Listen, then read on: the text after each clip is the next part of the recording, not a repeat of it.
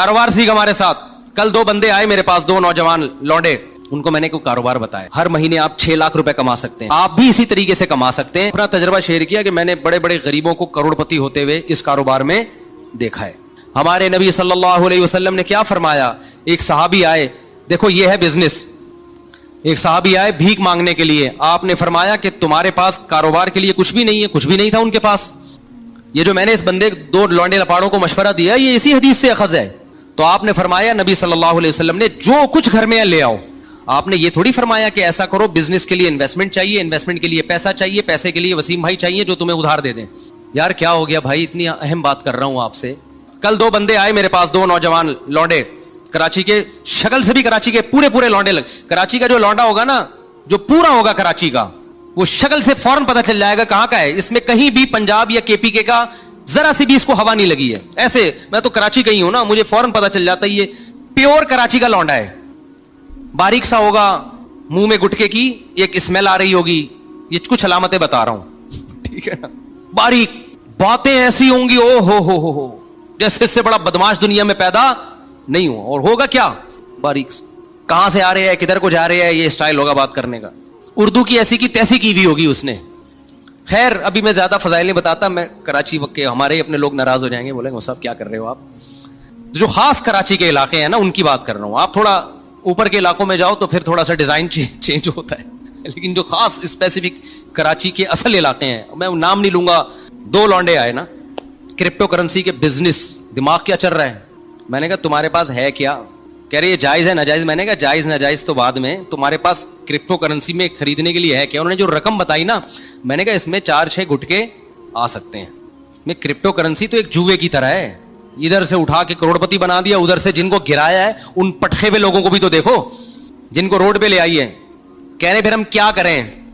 मुझे पता था ये कराची में पढ़ाई के अलावा सब कुछ कर सकते हैं। ये पढ़ाई, क्योंकि बहुत हाई लेवल के स्कूलों में जाने के लिए इनके पास फीसें नहीं है। गवर्नमेंट के स्कूलों में हम मशवरा देंगे तो हमें पता है हशर क्या हो जाएगा।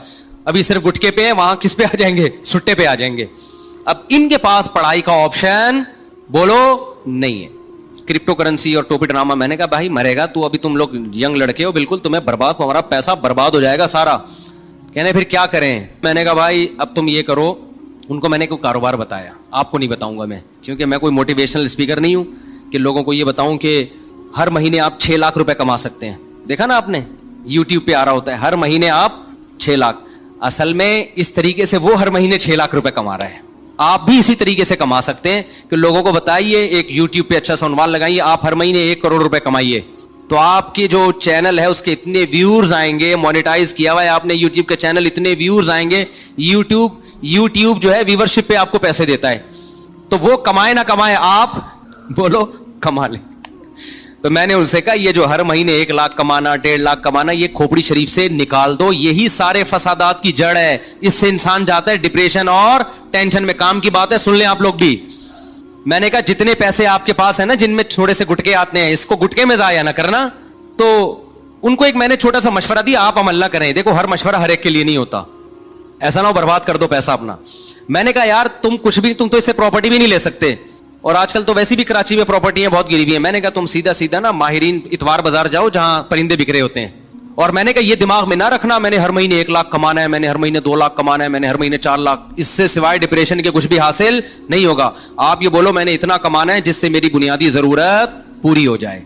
फिर अल्लाह रिस्क के दरवाजे खोलेगा, तो ऐसा खोलेगा क्या बहुत कुछ देगा आप। और अभी से खोपड़ी बना ली ना ये मेरा हदफ है, तो भाई ये अल्लाहु यबसुतुर रिज़्क़ लिमन यशाउ व यक़दिर, जिसके लिए चाहता हूं रिस्क के दरवाजे खोलता हूं, जिसके लिए चाहता हूं रिस्क के दरवाजे बंद कर देता हूं। ये तुम्हारी सोच पे नहीं मिलेगा कि मैं हर महीने 6 लाख चाहता हूं तो 6 लाख मिल जाए, ऐसा नहीं होने। डिप्रेशन मिलेगी और कुछ नहीं मिलेगा।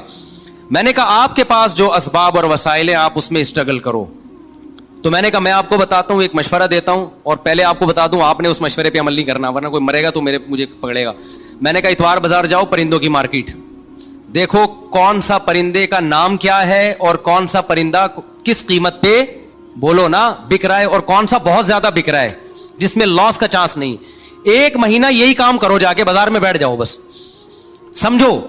उसके बाद मैंने कहा आपको मार्केट में ना 1 महीने में अंदाजा हो जाएगा कि ये पैरट्स या ये बर्ड ऐसा बर्ड है कि इसको खरीदने में इन्वेस्टमेंट कम है और प्रॉफिट थोड़ा है लेकिन यकीनी है। میں نے کہا وہ لا کے گھر میں ڈال دو, انڈے بچے پیدا ہوں گے, اس کو لے جا کے مارکیٹ میں بولو نا بیچ دو. سمجھتا ہے؟ تو میں نے کہا اب اپنا تجربہ شیئر کیا کہ میں نے بڑے بڑے غریبوں کو کروڑ پتی ہوتے ہوئے اس کاروبار میں دیکھا ہے. بڑے بڑے غریبوں کو دیکھا ہے کہ جنہوں نے محنت سے یہ کام کیا نا, بہت پیسہ کما لیا انہوں نے, لیکن اس میں لاس بھی بہت ہے. تو وہ پرندہ نہ خریدو جس میں لاس کا چانس ہو. سمجھتا ہے کہ نہیں سمجھتا؟ یہ جو پرندے آتے ہیں نا, یہ کیا نام ہے, چکس جو آتی ہیں, بلیک چک اور وائٹ چک آیا کرتی تھی ایک, یاد ہوگا اس کی قیمتیں آسمانوں پہ پہنچی ہوئی تھی. میں نے نہیں خریدی تھی اس دور میں بھی, میں نے اپنے گھر میں پرندے لے کے ڈالے ہوئے تھے, برڈز, بزنس کی نیت سے.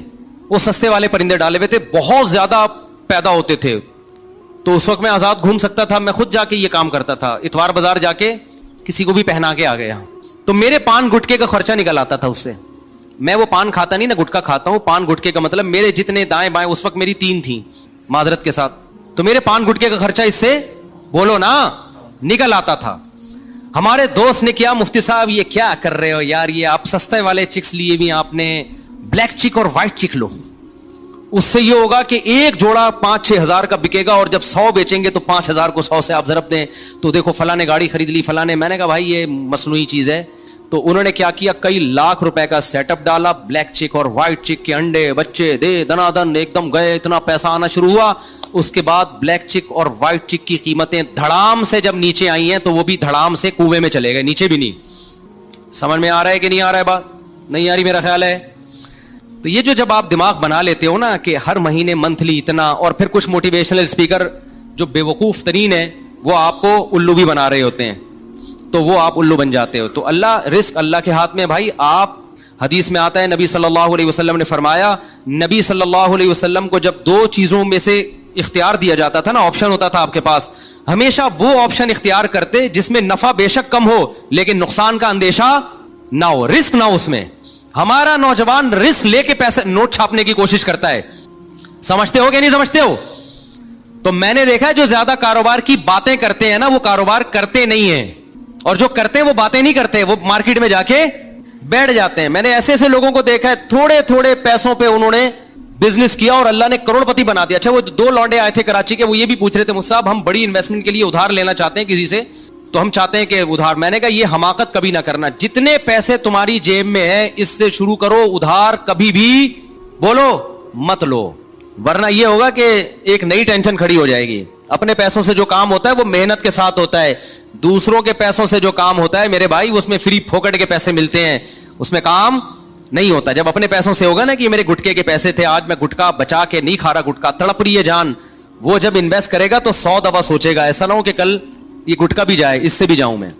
ہمارے نبی صلی اللہ علیہ وسلم نے کیا فرمایا, ایک صحابی آئے, دیکھو یہ ہے بزنس, ایک صحابی آئے بھیک مانگنے کے لیے. آپ نے فرمایا کہ تمہارے پاس کاروبار کے لیے کچھ بھی نہیں ہے, کچھ بھی نہیں تھا ان کے پاس. یہ جو میں نے اس بندے 2 لونڈے لپاڑوں کو مشورہ دیا یہ اسی حدیث سے اخذ ہے. تو آپ نے فرمایا, نبی صلی اللہ علیہ وسلم نے, جو کچھ گھر میں لے آؤ. آپ نے یہ تھوڑی فرمایا کہ ایسا کرو, بزنس کے لیے انویسٹمنٹ چاہیے, انویسٹمنٹ کے لیے پیسہ چاہیے, پیسے کے لیے وسیم بھائی چاہیے جو تمہیں ادھار دے دیں. یار کیا ہو گیا بھائی, اتنی اہم بات کر رہا ہوں آپ سے, یہ باتیں آپ کو بہت سے لوگ اور بھی بتا دیں گے. اکثر لوگ کہہ رہے ہیں یہ باتیں آپ کو میرے علاوہ کوئی نہیں بتائے گا, لیکن میں دیکھا ہے کہ جو یہ باتیں کر رہا ہوتا ہے نا وہ پھر بہت بڑی پھینک رہا ہوتا ہے. تو یہ باتیں آپ کو اور بھی لوگ بتا دیں گے جو میں بتا رہا ہوں. بعض ڈاکٹر کہہ رہے ہوتے ہیں نا یہ بات آپ کو کوئی نہیں بتائے گا میرے علاوہ, بعض مذہبی اسکالر کہہ رہے ہوتے ہیں میرے علاوہ یہ کوئی نہیں بتائے گا. میں کہتا ہوں میرے علاوہ اور بھی بہت سے لوگ آپ کو انشاءاللہ بتا دیں گے. تو ہمارے نبی کے پاس ایک صحابی آئے بھیک مانگنے کے لیے. آپ نے فرمایا گھر میں کچھ ہے تو لے آؤ. ان کا تو دماغ بھی نہیں ہوگا اس طرف. وہ ایک برتن تھا, پلیٹ کو جس ٹائپ کی چیز اٹھا کے لے آئے. اس سے بزنس کا آغاز ہو رہا ہے. اس سے کیا ہو رہا ہے بولو, بزنس. آپ نے یہ تو نہیں فرمایا کہ عثمان سے قرضہ لے لو, بڑے مالدار ہیں وہ. آپ نے یہ تو نہیں فرمایا کہ مغیرہ ابن شعبہ بڑے مالدار ہیں ان سے قرضہ لے لو. نہ نہ نہ, جو کاروبار شروع ہی قرضوں سے ہو رہا ہے اس میں کیا کرو گے آپ. آپ نے فرمایا کہ جو ہے گھر میں لے آؤ. وہ ایک برتن لے آئے. آپ نے صحابہ سے فرمایا کون اس کو خریدے گا. ایک صحابی نے کہا میں, 1 درہم میں. آپ نے فرمایا 1 درہم سے زیادہ میں کون لے گا. 1 درہم سے زیادہ میں. بتاؤ کیسا بزنس سکھا رہے ہیں بھائی.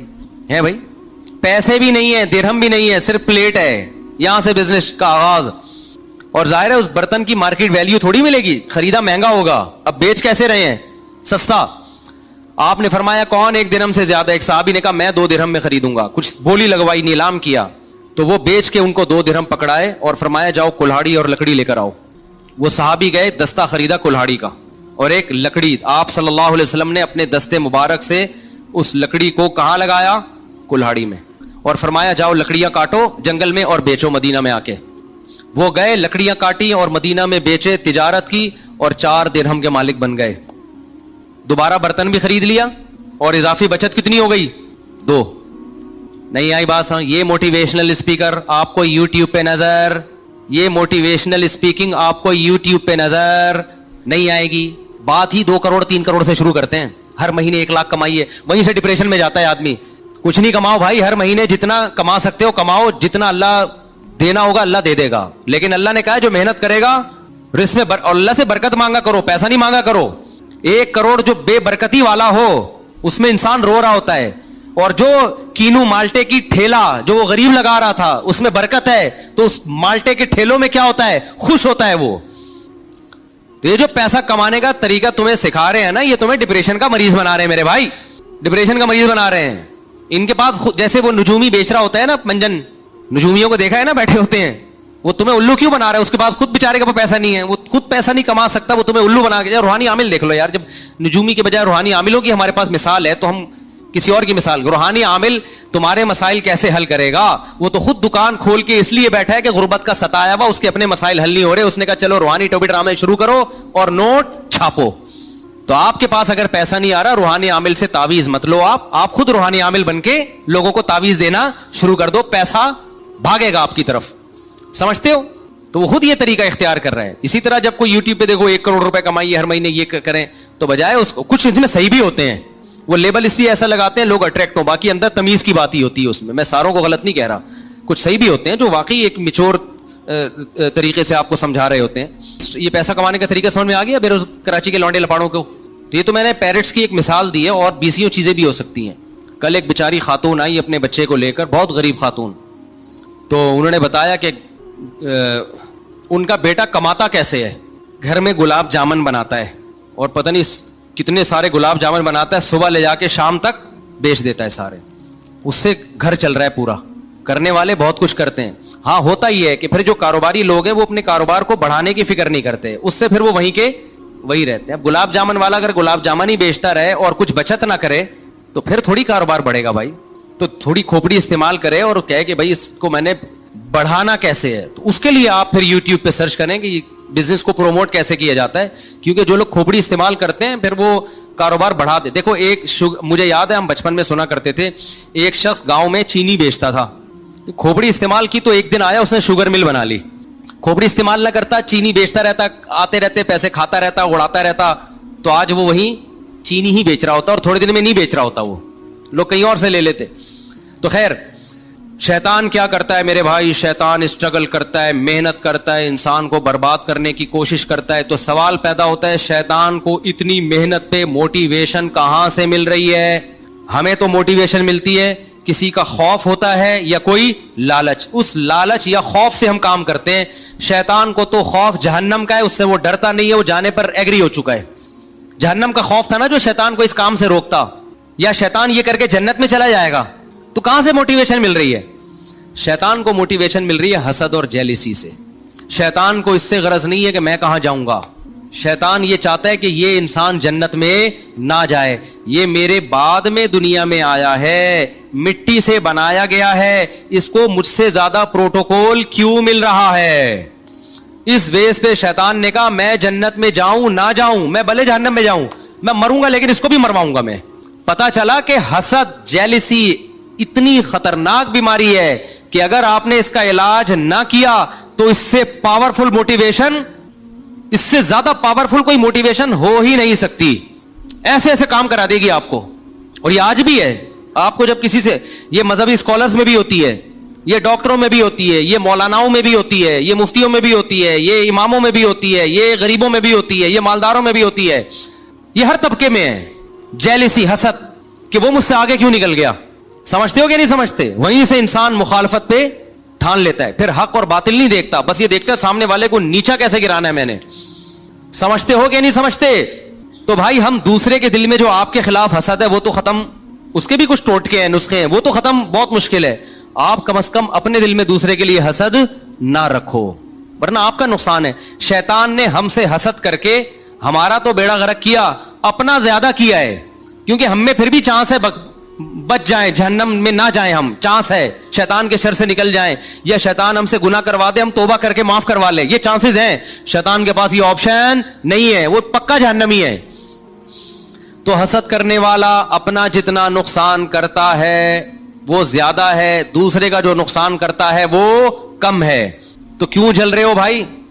کسی کی ترقی دیکھ کے, آپ کا دوست فلاں آگے نکل گیا, اس نے زیادہ پیسے کمانا شروع کر دیے, وہ یہ ہو گیا وہ ہو گیا, مذہبی اسکالرز میں حسد کے اس کے ویورز اتنے زیادہ ہو گئے, اس کے سبسکرائبر اتنے زیادہ ہو گئے, اس کے واچنگ ٹائم اتنا زیادہ ہو گیا. یہ مذہبی لوگوں میں چل رہا ہوتا ہے. تو فائدہ ہی نقصان ہے. تبھی تو ایک دوسرے مناظروں میں ہم نے دیکھا, یوٹیوب پہ مناظرے پڑے ہوئے ہیں, دوسرے کو نیچا دکھانے کے لیے ہر آدمی جھوٹ بول رہا ہوتا ہے. دوسرے کو نیچا دکھانے کے لیے کیا چل رہا ہوتا ہے؟ جھوٹ. خدا سے ڈر نہیں رہے ہوتے بھائی. دونوں ہر فریق میں ہے یہ. تو حسد ختم کرنا بہت زیادہ ضروری ہے. تو میں جو بیان لے کے چلا تھا نا وہ حسد پہ نہیں تھا, وہ جو بیان میں لے کے چلا تھا نا وہ کیا تھا یار, شروع میں جو میں نے آیتیں پڑھی تھی, بس میں 2 منٹ میں سمیٹتا ہوں اس کو. ہاں, میں اصل جو بیان لے کے چلا تھا نا وہ یہ لے کے چلا تھا کہ اسلام میں مکمل داخل ہو جاؤ. تو مکمل داخلے سے روکتا کون ہے؟ شیطان. جو میں اصل بیان لے کے چلا تھا وہ یہ تھا کہ اسلام میں مکمل داخل ہو جاؤ تو شیطان غیر مسلم کو اسلام لانے سے روکتا ہے. جو لوگ اسلام میں داخل ہو چکے ہیں ان کو آخری دم تک مکمل اسلام میں داخلے سے روکتا ہے, اور جو مکمل اسلام میں داخل ہو چکے ہیں ان کو شیطان کوشش کرتا ہے کہ ان کو ریورس کرے وہ کسی بھی طریقے سے. تو وہ شیطان کی کاروائیاں کس کس طریقے سے ہوتی ہیں اور آج کیسے کیسے شیطان کر رہا ہے کام, وہ میں انشاءاللہ پھر اگلے بیان میں آپ کے سامنے رپورٹ پیش کروں گا میں, اور آپ کو انشاءاللہ اس سے بہت فائدہ ہوگا کہ پہلے تو شیطان غیر مسلم کو کوشش کرتا ہے اسلام میں داخل نہ, اس کے لیے شیطان کیا کیا طریقے استعمال کر رہا ہے, غیر مسلموں کو کیسے الو بنا رہا ہے وہ. پھر جو مسلمان ہو چکے ہیں ان کے ایمان پہ کہاں کہاں سے ڈاکے مارتا ہے, کیسے کیسے ان کو روکتا ہے, کیسے کیسے ورغلاتا ہے. پھر جس کے بارے میں شیطان کو یقین ہو گیا نا کہ یہ اسلام سے ہٹنے والا نہیں ہے, تو شیطان پتہ ہے کیا کرتا ہے, غیر اسلام کو اسلام بنا کے پیش کر دیتا ہے. جو چیز اسلام نہیں ہے اس کو کیا شو کرتا ہے, یہ اسلام ہے, لہذا اللہ کی محبت میں انسان اس سے چمٹتا ہے, اللہ کی محبت میں انسان اس سے. اب آپ بتاؤ سیالکوٹ کا جو حادثہ ہوا تھا کہ جن لوگوں نے اس کو قتل کر دیا اسٹیکر پھاڑنے پر ایک غیر مسلم کو, کیا یہ قتل اسلام میں حلال تھا؟ بولو نا. لیکن قتل کرنے والوں نے عشق مصطفیٰ کا لیبل لگا کے قتل کیا ہے. ویسے تو زیادہ تر یہ پلان ہوتا ہے, جو اسلام دشمن این جی اوز ہے نا وہ پیسہ دے رہی ہوتی ہیں ملک میں تخریب, ابھی جیسے عیسائیوں کے چرچوں کو جلا دیا. تو یہ غیر ملکی ایجنسیاں بھی ہیں جو آپ کے ملک میں نا, ان کو پتا ہے یہ مذہبی جنونی قسم کے کچھ لوگ ہوتے ہیں, ان کو مذہب کے نام پہ کچھ بھی کروا لو, تو وہ ان کے لیڈروں کو پیسے دے رہے ہوتے ہیں کہ اچھا ہے آپ اپنے ماتحت لوگوں کو عشق مصطفیٰ کے نام پہ جذباتی بناؤ اور بولو کہ کوئی بھی کسی بھی وقت نبی کی یاد میں پھٹ جائے تو جنت میں جائے گا وہ. تو کچھ غیر مسلم عناصر بھی ہیں جو یعنی اسلام دشمن عناصر بھی یہ کام کر رہے ہوتے ہیں. ہو سکتا ہے وہ عیسائی ہی کیوں نہ ہو, عام عیسائیوں کو نہیں پتا ہوتا, ہو سکتا ہے وہ ہندو ہی کیوں نہ ہو, عام ہندوؤں کو نہیں پتا ہوتا. تو دنیا میں پیسے کے ذریعے کچھ بھی کروایا جا سکتا ہے, لیکن ان کو سرپھیرے لوگ چاہیے ہوتے ہیں, ان کو پتا ہوتا ہے. ایک انگریز نے بڑی پیاری بات کی ہے, اس نے کہا ہے کہ دیکھو جب بھی آپ دنیا میں ہر کام کے ماہر نہیں ہو, آپ دنیا میں ہر کام کے ماہر نہیں ہو, لیکن آپ پھر بھی دنیا میں ہر کام کر سکتے ہو. سوال پیدا ہوتا ہے بھائی جب میں دنیا میں ہر کام کا ماہر نہیں ہوں تو میں ہر کام کیسے کر سکتا ہوں؟ تو کہا کہ ہر کام کے ماہرین سے کروا لو. نہیں یہ بات سمجھ میں. بھائی دیکھو میرے پاس کوئی آتا ہے, مفتی صاحب میرے گردے میں درد ہے, میں آپ سے علاج کروانا چاہتا ہوں. اب مجھے پتا ہے میں گردوں کا علاج نہیں جانتا, لیکن میں پھر بھی کر سکتا ہوں. کیسے؟ میں کسی ڈاکٹر سے رابطہ کروں, ڈاکٹر کو بولوں کہ بھائی میں آپ کے پاس ایک بندہ بھیج رہا ہوں, آپ بولو کہ میں مفتی صاحب کا نمائندہ ہوں, مفتی صاحب نے میرے ذمہ لگایا اس کے گردے ٹھیک کرنا, اور ڈاکٹر صاحب فیس آپ کو میں دوں گا, اس سے نہیں لینا, ٹھیک ہے نا. اور اس سے میں کہوں بھائی 1 لاکھ روپے مجھے دے دے, میں تیرے گردے ٹھیک کروا دوں گا, تیرا کام ہو جائے گا. میں ٹھیک کروں یا میرا بندہ ٹھیک کرے, گردے تیرے ٹھیک ہو جائیں گے, 1 لاکھ روپے دے دے. 80,000 میں ڈاکٹر کو دوں, 20,000 میں تو ٹھیک کرا دیے کہ نہیں کرا دیے. اب میرے پاس لوگ آتے ہیں شادی کرا دو, میں تو نہیں کراتا, لیکن میں ان لوگوں کے نام لے ان کا نام لے دوں, رفیع بھائی کا, میں ان سے ان کی بات چلایا بھائی یہ کراتے ہیں, کراتے یہ ہیں, ثواب کس کو مل رہا ہوتا ہے؟ نام ہمارا استعمال ہو رہا ہوتا ہے. اب میرے پاس کوئی بندہ آتا ہے کہ جی مجھے کوئی عمارت بنوانی ہے, میں کہتا ہوں وہ فلانا, لیکن پیسے نہیں لے رہا ہوتا ان چیزوں کے, میں اور آیا بھی نہ کریں ان کاموں کے لیے, میں تو ایک مثال دے رہا ہوں. تو اب مجھے ایک بات بتاؤ, وہ ایک انگریز نے ایک بات لکھی ہے کہ آپ دنیا کا ہر کام کر سکتے ہو, کیوں آپ ہر کام کے ایکسپرٹ نہیں ہو, لیکن دنیا میں ہر کام کے ایکسپرٹ موجود ہیں, ان سے کروا سکتے ہو آپ. اب سوال پیدا تو ان سے ہم کیسے کروائیں؟ کچھ کام ایسے ہوتے ہیں جو آسان نہیں ہوتے. تو اس گورے کی بات ہے, دیکھو ہر شخص کو कुछ न कुछ चाहिए, आप उसकी चाहत उसको दे दोगे, वो आपका काम कर देगा। तो उस गोरे के अल्फाज है, कुछ लोगों की चाहत पैसा होती है, उनको पैसा दो, जो चाहे करा लो। कुछ लोगों की चाहत होती है, कोई उनको रिश्ता चाहिए होता है ना, इश्क हुआ होता है, आप उनको गारंटी दिलाओ तेरी यहां शादी करा दूंगा, वो सब कुछ करने के लिए तैयार हो जाएगा। इसके पास मेरे पास बड़े वाकयात हैं, ऐसा किया भी है लोगों ने। तीसरा, कुछ लोग, गोरे के अल्फाज है, कुछ लोगों की चाहत जन्नत है, आप जन्नत की लालच में उनसे कुछ भी करवा सकते हो, बस आप उनके दिमाग में ये डाल दो किसी तरीके से कि ये करने से तुझे जन्नत मिलेगी। अब उसके दिमाग में आएगा कहां से भाई उल्टा काम करने से तुम्हें जन्नत मिलेगी, ये बात उसके दिमाग कबूल नहीं करेगा। तो उसने कहा ये काम मजहबी स्कॉलर से होगा, क्योंकि ये जिन मजहबी स्कॉलर्स को सुनता है उनको पैसे खिला के ये निकलवा लो उनकी जबान से कि ये फला बंदे को तू मारेगा तो तुझे क्या मिलेगी, जन्नत मिलेगी।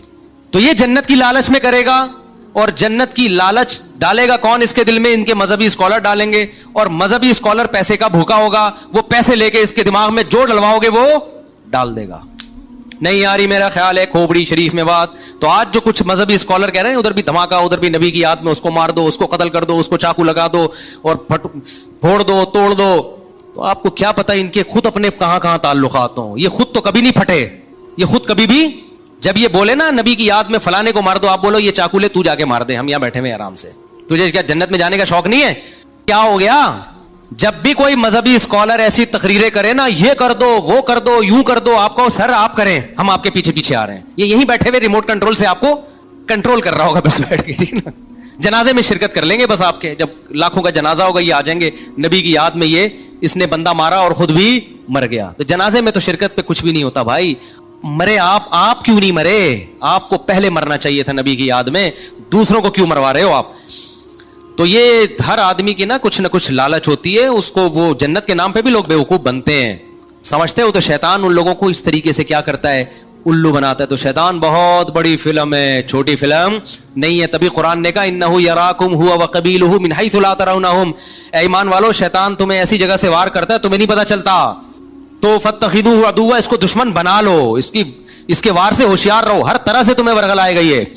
तभी हम गुलशन इकबाल में थे, हमारे कराची के एक दोस्त थे, वो किसी आड़ा तिरछा बंदा मिलता था ना, उसके बारे में कहते थे, जैसे कराची में कहते हैं बंदा बहुत बड़ी फिल्म है, फिल्म को फिल्म कहते हैं हम लोग, ये बंदा बहुत बड़ी क्या है, फिल्म है। तो वो कहा करते थे कि ये इंग्लिश फिल्म है 3 घंटे की गानों के साथ। इंग्लिश फिल्म 3 घंटे की नहीं होती और गाने नहीं होते ना, उस वक्त की रिपोर्ट यही थी, अब का मुझे नहीं पता। तो कहते थे कि ये छोटी फिल्म नहीं है, ये 3 घंटे की फिल्म है, बोलो। तो कुछ ऐसे भी लोग होते हैं। तो शैतान छोटी फिल्म नहीं है, वो बहुत बड़ी फिल्म है, बल्कि वो 6 घंटे की फिल्म है, ठीक है ना। और हर 5 मिनट के बाद उस फिल्म में गाना भी है। तो शैतान को आप हल्का ना लो मेरे भाई।